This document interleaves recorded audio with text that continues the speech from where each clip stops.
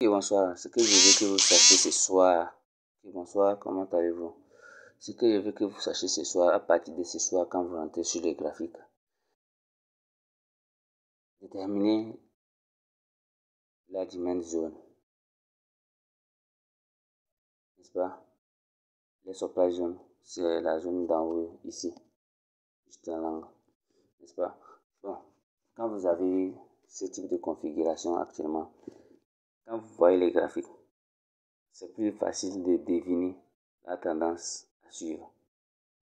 Imagine, on est entré sur le marché, on est arrivé, le marché était à ce niveau. À ce niveau. Bon, on peut dire à ce niveau. Si le marché était à ce niveau, si tu comprends réellement le marché, tu vas savoir qu'automatiquement le marché va aller à la hausse.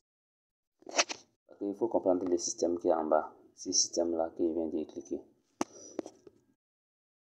Les deux premières parties. Je ne sais pas s'il y a quelque chose que je vais utiliser pour...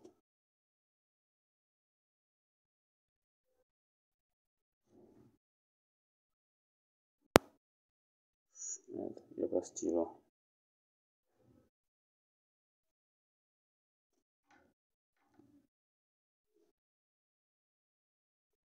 Bon, les deux premières phases ici, ces deux phases, vous voyez les deux petites montagnes qui ont même hauteur, c'est la phase d'accumulation qu'on peut aussi appeler la phase de manipulation. Vous voyez, non? Juste après cette phase, la phase qui suit, c'est la phase de liquidation. Parce que ceux qui prennent des positions à ce niveau, quand la personne prend un sell, son stop loss est juste en haut ici. Et quand elle prend un buy, son stop loss est juste en bas ici. Et qu'est-ce que le marché fait? Le marché, après avoir fini de manipuler, après avoir fini d'accumuler la somme dont le marché a besoin pour aller à la hausse, pour effectuer son mouvement, n'est-ce pas?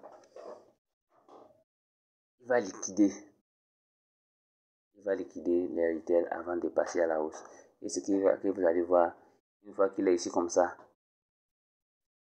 ceux qui ont pris achat, ils vont se sentir en sécurité parce que le marché va aller liquider ce qui était en sell au niveau d'ici. Une fois que le marché est liquide, la seconde vague qui va suivre, si tu comprends bien, ce qui va venir liquider, les acheteurs. Va venir liquider aussi les acheteurs. Avant d'aller chercher une hausse, vous voyez, s'il va rester à la baisse aussi, il va continuer à la baisse après avoir fini de liquider ceux qui ont acheté à ce niveau-ci. Ce que je veux que vous compreniez maintenant, regardez les graphiques d'en haut. Je vais vous expliquer mieux. Vous voyez cette zone, la zone de résistance et de support. Le prix est venu plusieurs fois à ce niveau sans pas casser. Si vous remarquez bien, à ce niveau, quand ça vient, quand le prix vient, il repart, il revient encore, il repart, il est encore revenu, il est reparti. Ouais, la phase d'accumulation, c'est la partie là. Maintenant, la phase de liquidation, tu vois bien, il est parti casser ceux qui ont mis leur stop loss à ce niveau-ci. Parce que comme il y a eu double top en haut pour les retail, ce qui veut dire le prochain mouvement, ça va aller à la baisse. Et quand ils prennent une position à la baisse, ils ne s'attendent pas à ce que le marché fasse un retournement de tendance pour venir casser les stop loss qu'ils ont mis à ce niveau. Et c'est de là que, comme vous-même vous remarquez, le marché est retourné. Il a liquidé. Il est revenu. Quand il a liquidé, il n'est pas juste liquidé. C'est qu'il y a certains qui mettre les stop loss à un niveau plus élevé, peut-être à ce niveau aussi. Voilà. Eux aussi, ils ont été liquidés avant que les marchés ne reviennent à la baisse et avant que les marchés ne descendent pour liquider ceux qui ont pris des achats aussi à ce niveau et qui ont leur stop loss quelque part ici.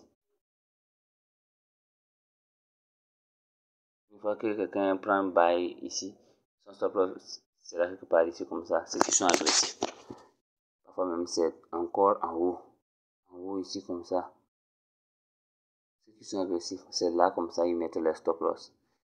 Et quand ils mettent un stop loss à ces niveaux, imaginez ce qui se passe si le marché revient. Donc, vous avez vu, non? Le marché est revenu.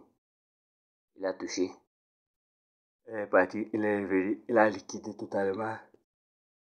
Ceux qui sont présents, ceux qui ont mis les stop loss encore plus bas, les a tous liquidés avant d'aller chercher les plus hauts. Donc, si tu comprends ce système, tu dois savoir qu'à chaque mouvement, il faut savoir les contextes dans lesquels tu te trouves actuellement. Dans la phase de manipulation, dans la phase de liquidation ou dans la phase de distribution. C'est les trois phases qui existent sur le marché. Même à ce niveau, il y a aussi ce type de trucs qui s'est passé aussi. Ce type de configuration. C'est juste que c'est petit. Si on va en H1 ou en 45 minutes, vous allez remarquer que c'est le même type de configuration, juste.